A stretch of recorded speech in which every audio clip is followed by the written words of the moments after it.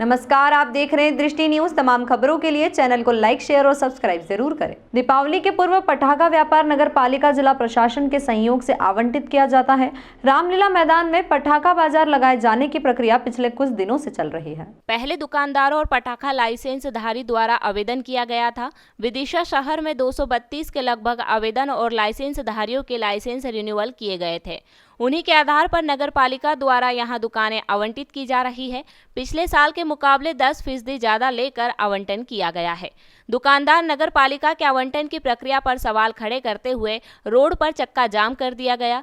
यातायात पुलिस और कोतवाली पुलिस ने मौके पर पहुंचकर समझाइश देकर नगर पालिका के अधिकारी और कर्मचारियों द्वारा भेदभाव नहीं करने का आश्वासन देने के बाद यह चक्का जाम हटवाया। दुकानदारों का आरोप है कि कुछ लाइसेंसी या आवेदक जो यहां नहीं आए हैं उन्हें भी दुकान आवंटित कर दी गई है, जो पूरी तरह गलत है। वहीं उनका कहना है कि एक लाइन में एक साथ दुकान लगाई जाए तो वह सुरक्षित भी रहेंगे और उनका व्यापार भी चलेगा। राजकिशोर जी, यहाँ पर जो अभी चक्का जाम की करा आपने और यहाँ क्या विवाद हो रहा है? नहीं, ये विवाद हमेशा हमारे साथ ऐसा ही होता है। पटाखा व्यापारी पूरा कंट्रीब्यूशन देते हैं प्रशासन को, प्रशासन के लिए पूरा सहयोग करते हैं और हम बराबर 10% शुल्क बढ़ाकर देते हैं हर बार।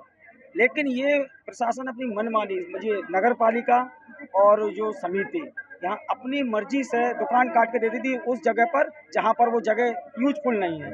हमारा लाइसेंस, मान लीजिए मैंने एक लाइसेंस डाला और मेरी दुकान आउट में खुल गई तो वहाँ पर मैं तो मार्केट से दूर हो जाऊँगा और हर प्रकार से मुझे खतरा ही है, क्योंकि यहाँ पर चोर उचक्के भी माल मेरा सुरक्षित नहीं रह पाएगा। हम सभी संगठित एक लाइन में रहेंगे तो निश्चित ही हम सब सुरक्षित रहेंगे।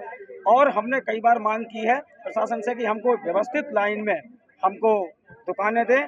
अब हमारा अभी वर्तमान की स्थिति ये है कि हमको वो मिर्ची की लाइन में दे दी है, वहाँ पर आउट में क्या पता कौन सा व्यापारी फंस जाए, सीधा फंस जाए, तो मतलब यहाँ पर दिक्कत है।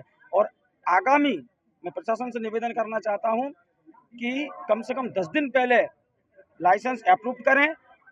इसके बाद जितने ऑन रिकॉर्ड लाइसेंस देकर ऑन रिकॉर्ड यहाँ पर जितनी रसीद कटें 2 दिन के अंदर वो रसीद करके और उतने ही लाइसेंस उतने ही भूखंड काटे जहां पर व्यवस्थित है, जहां पर चहल पहल है। चक्का जाम क्यों करा? हमारी मांग पूरी नहीं होगी तो हमारे कोई सुनने वाले नहीं। कभी नगर पालिका के कर्मचारी हैं, यहाँ पर कोई अधिकारी नहीं है। दुकान लगती है मेरी, विवाद कुछ नहीं है।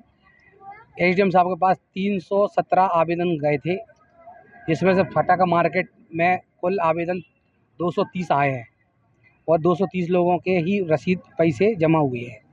पर नगर पालिका के कर्मचारियों और अधिकारियों द्वारा 317 दुकानें काटी गई हैं, जिससे सभी व्यापारी भाई नाराज़ हो रहे हैं कि जो आते नहीं हैं उन लोगों की क्यों काटी है। जितने लोग लगते हैं पर्ची में कुछ फर्जीवाड़ा करा है, मेन दुकानों की पर्ची ही नहीं है। हाँ, फर्जीवाड़ा तो हमेशा चलता रहता है। क्या करा उन्होंने? ये कुछ डबल पर्ची भी निकल जाती है। नहीं तो जो मेन लोकेशन की दुकान है उनकी पर्ची गायब है, ऐसा सुनने में आ रहा है। हाँ, लोग बाग तो बोल रहे हैं होती हैं, और जो मतलब? लोग बर्बाद में आते हैं उनको अलाउड कर देते हैं दुकान। तो क्या पैसा वैसा लेते हैं क्या? और क्या, पैसा बिना फ्री में थोड़ी मिलती है। कौन करते हैं जी? अब ये तो अपने को पता नहीं है कौन करते हैं।